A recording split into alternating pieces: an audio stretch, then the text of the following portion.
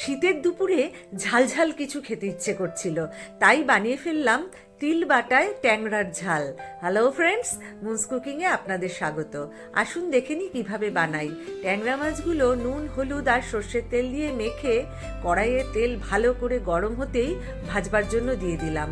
ট্যাংরা মাছ খুব ফাটে, তাই সাবধানে ভাজতে হয়। ভেজে সবকটা মাছ তুলে নিচ্ছি, বেশ লাল লাল করে ভেজেছি।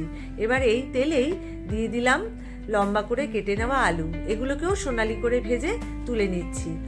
এরপরে লম্বা করে কেটে নেওয়া বেগুনগুলোকে একটু লাল লাল করে ভেজে নেব।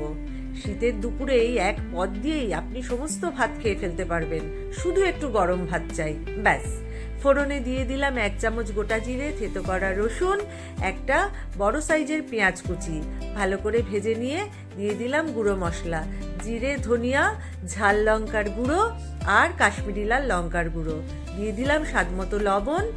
এবারে রোস্টেড তিল আর 2 চামচ সাদা সর্ষে ভালো করে মিক্সিতে পেস্ট করে দিয়ে দিলাম। মশলাটা ভালো করে কষে যখন তেল ছেড়ে দিচ্ছে, তখন দিয়ে দিলাম ভেজে নেওয়া আলু আর বেগুন।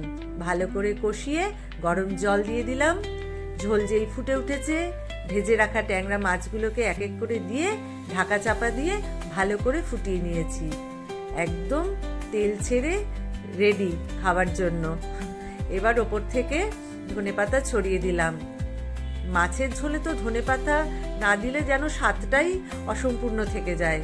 এবারে আর কিছুক্ষণ রেখে পরিবেশনের জন্য তৈরি তিল বাটায় ট্যাংরা মাছের ঝাল।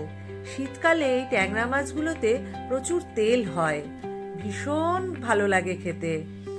আপনারা কিন্তু এই রেসিপিটি একবার অবশ্যই বানিয়ে দেখবেন, ভীষণ ভালো লাগবে, এটা বলতে পারি। কেমন লাগলো অবশ্যই জানাবেন, আর ভালো লাগলে কিন্তু একটা লাইক করে দেবেন।